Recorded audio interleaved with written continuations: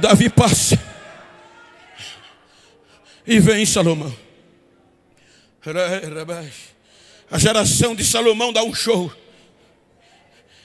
Agora não quer mais uma morada móvel, mas Salomão vai provocar a Deus a morar na terra.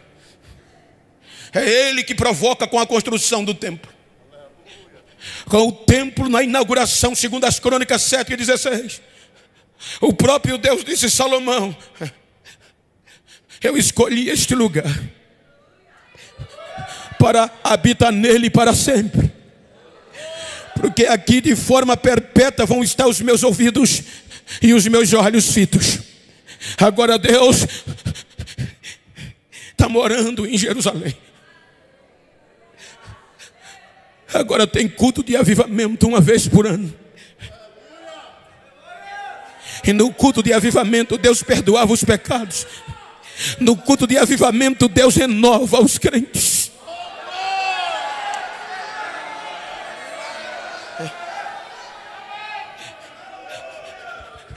Mas a riqueza vem, o glamour vem e engorda o coração de Salomão. Então Salomão agora, para manter a riqueza e o luxo, ele vai aumentar os impostos da região agrícola, o norte da Palestina. Então ele vai cobrar do povo do norte um imposto alto demais, insuportável. Vai casar para ter relacionamento diplomático com o Egito e outras nações. Deixou de confiar em Deus e vai confiar no braço político.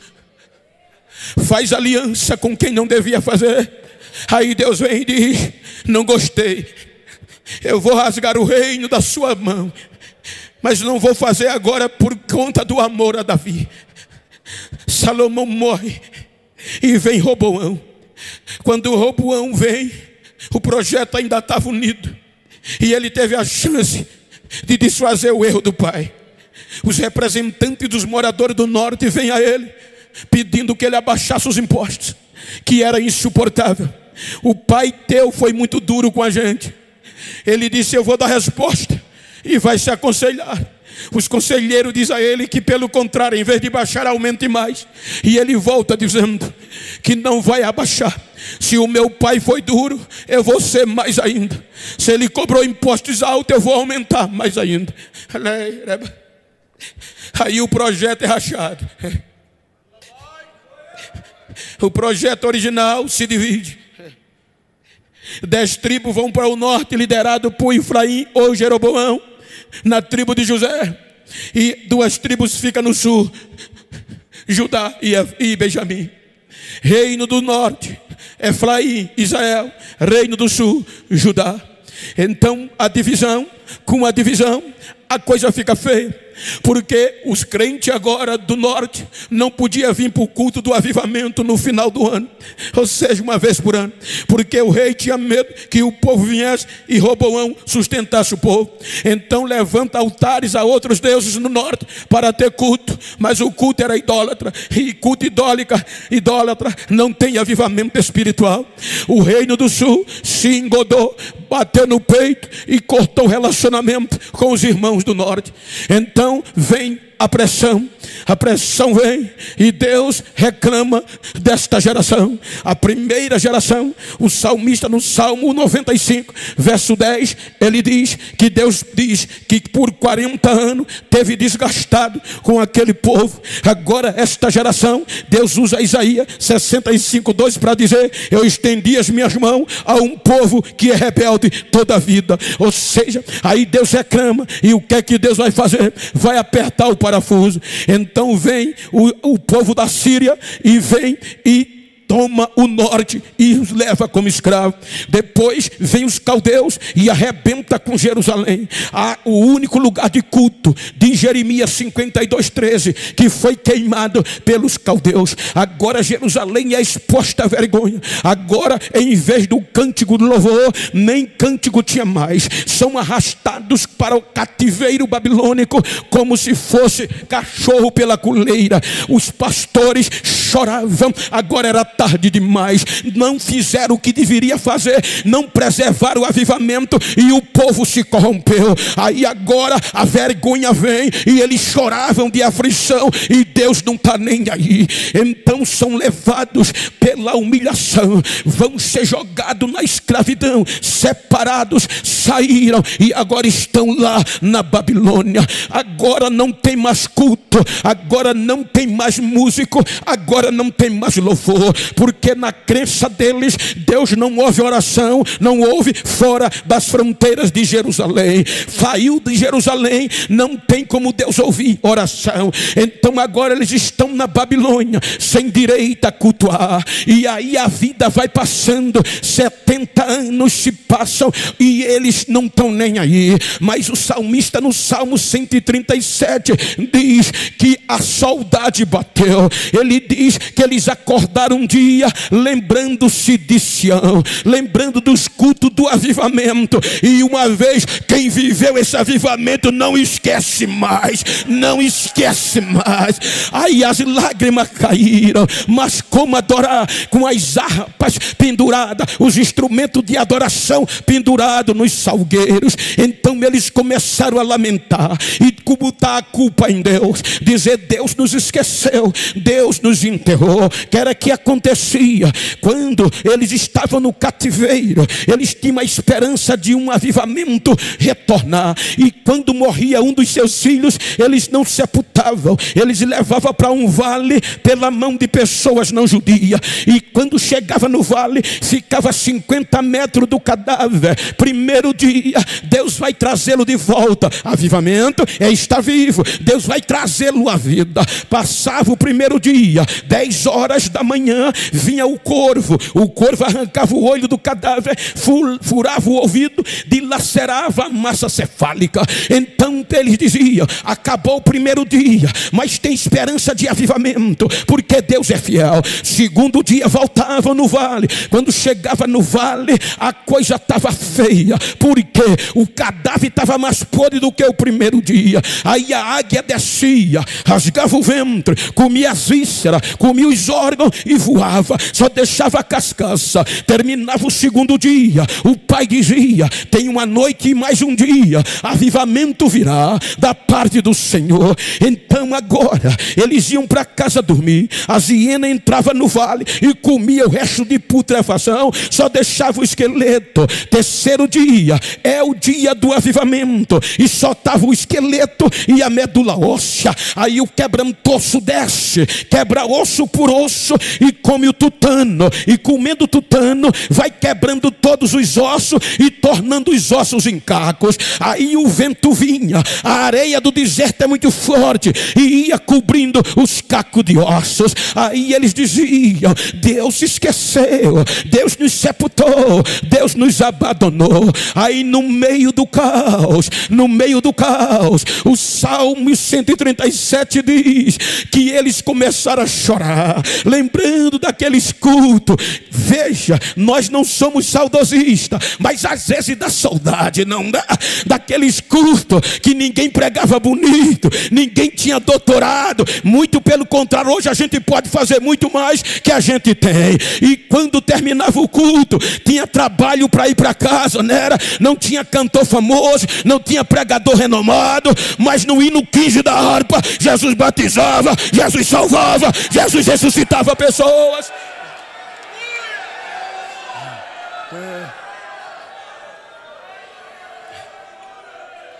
Eles lembraram e começaram a chorar.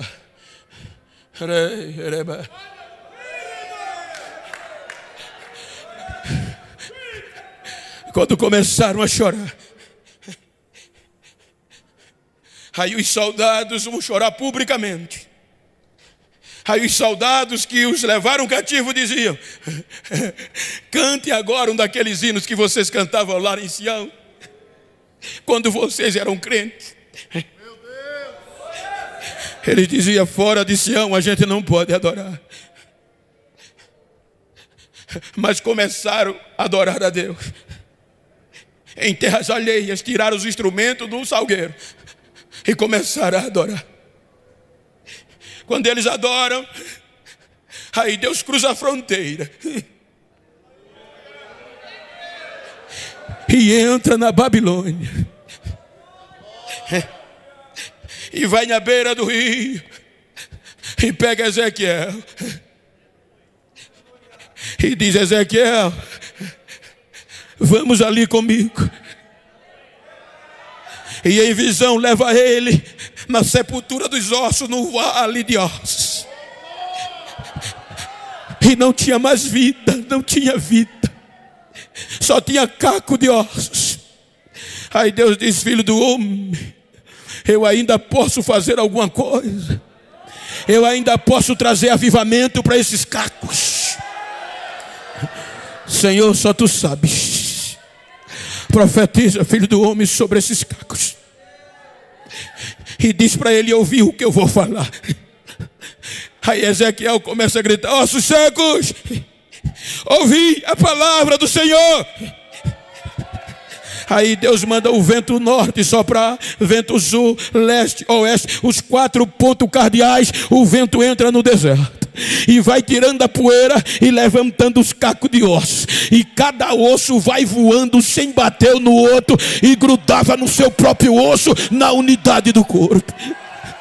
Quando junta, aí Deus diz: isso é a casa de Israel.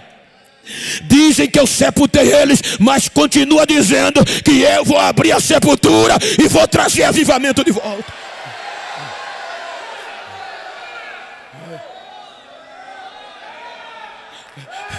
Mas está sem vida, Senhor. Então profetiza, filho do homem, e diz a esses ossos que eu vou trazer nervo, vou de novo colocar pele, tendão, carne, cobrirei com pele, e depois vou encher do meu espírito, e com meu espírito eles vão viver, e vivereis, e vivereis, e vivereis, e vivereis.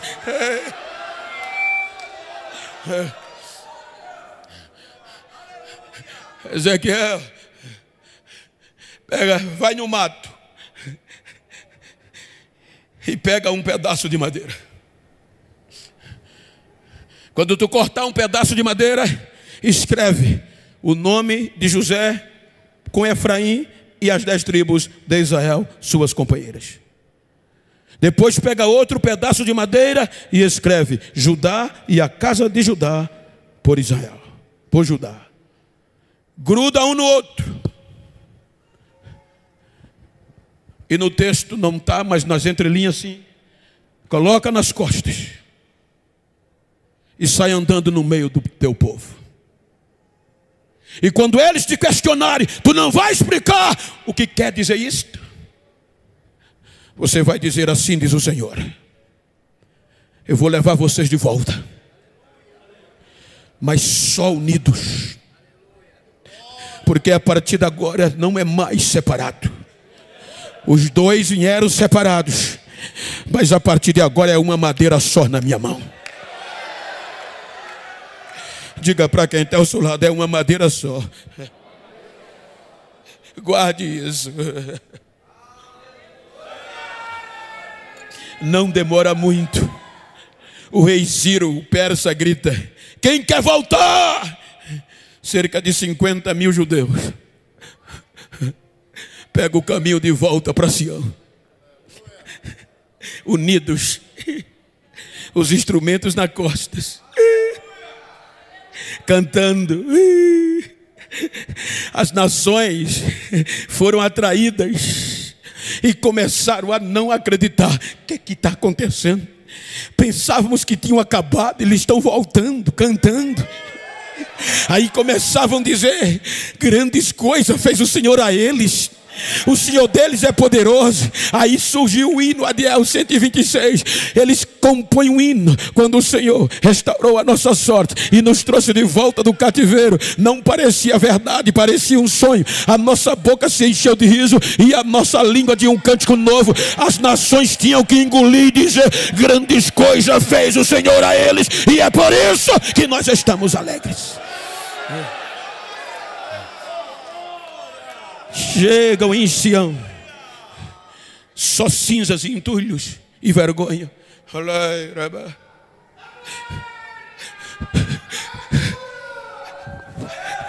Não fazem cultos, por conta da vergonha. Aí Deus usa o profeta Ageu e diz: recomecem. Eu fiz uma aliança com vocês quando eu tirei vocês da casa do Egito.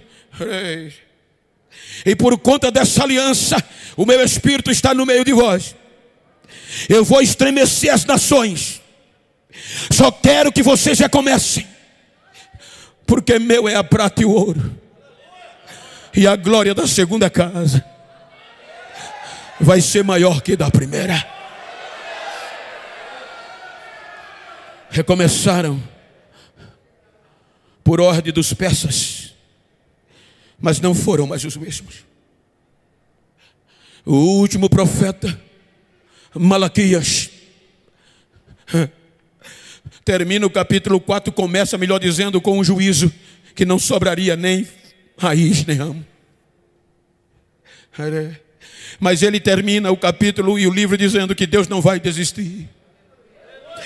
Ele vai enviar um lavandeiro que vai limpar o pecado de Israel, como o lavandeiro com sabão limpa o do vestido.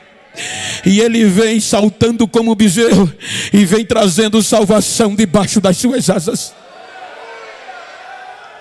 430 anos antes de Cristo, é o último profeta. Vem o silêncio de Deus, e com o silêncio de Deus, os gregos subalternam, dominam sobre os persas.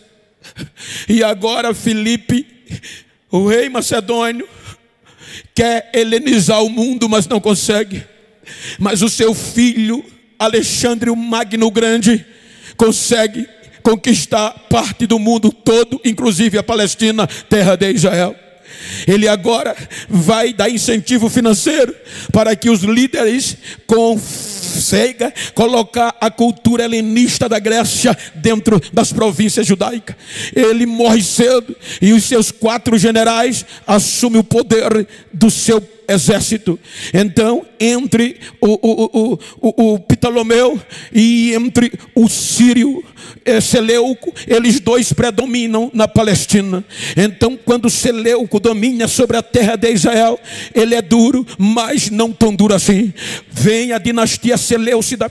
Quando a dinastia Seleucida vem, passando o Seleuco, entra Antíoco Epifânio. Antíoco Epifânio vai forçar o período helenista. Quer dizer o quê? Que todas as nações, províncias subalternas pela Grécia teria que obedecer à cultura grega, tanto no contexto literal como no contexto da arte e também na filosofia. Então é Antíoco Epifânio que vai impor os judeus a adorar a Zeus, o deus do Olimpo. Diz a história que dentro no templo ele levanta um altar a Zeus e sacrifica uma porca, humilhando os judeus, e impõe que todos os judeus têm que adorar a Zeus. E muitos judeus perderam a originalidade. Então agora vão adorar o deus Zeus da Grécia. Agora tudo é a Grécia. Por isso que a língua grega vai predominar. A arte e a filosofia e a literatura, tudo está relacionado com grego. Aí vem Matatias, o Macabeu, e não aceita. E ele diz: isto vai acabar com a nossa religião. Fogem para as montanhas com seus filhos e formam um exército posterior e vem lutar contra Antíoco Epifânio para libertar a Judéia da sua mão. Ele consegue. Depois dele vem Jonatas e Judas Macabeu e também conquista a Galileia. Por volta dos anos 67 a 64 depois de Cristo é quando vem os romanos. Os romanos subalternam os gregos macedônios por meio de Pompeu. Agora são os romanos que dominam. 37 anos antes de Cristo, o Congresso Romano nomeia Herodes o grande rei da Judéia. Então Herodes vem e agora Roma vai politizar o que é espiritual. Agora, por meio de Herodes, um crânio, eu já tive o prazer de ver muitas obras dele em loco. Quando você vê lá o porto que ele fez para abrir o comércio marítimo para Israel, para aquela região, você fica besta do que ele fez. Você vê a fortaleza de Massada, você cai o queixo. trecho. E agora, para adorar os judeus, ele vai levantar o templo, restaurar o templo de Zorobabel. Aí ele investe pesado. O templo é a coisa mais linda do mundo. Agora ele ganha o apoio dos judeus, mas os judeus agora têm um templo belo. Os judeus agora têm oferta gorda. Os judeus agora têm turista do mundo todo para ver a grandeza do templo. Eles agora têm culto todo sábado, mas estava corrompido. A corrupção bateu. Tinha culto, tinha oferta, tinha glamour, tinha beleza, mas a palavra de Deus não era pregada. Não tinha mais avivamento. O culto começava e não tinha sobrenatural. Veja que quando eles entravam para o culto, na beira da igreja, na porta da igreja, estavam os aleijados, estavam os pedindo de esmola, e eles não tinham poder de fazer uma oração, porque pregava e não vivia o que pregava. A coisa estava feia. Diga para quem está ao seu lado: pode até ter fumaça, pode até ter boniteza, mas se não tiver a palavra, se não tiver, não tem avivamento. Não tem avivamento.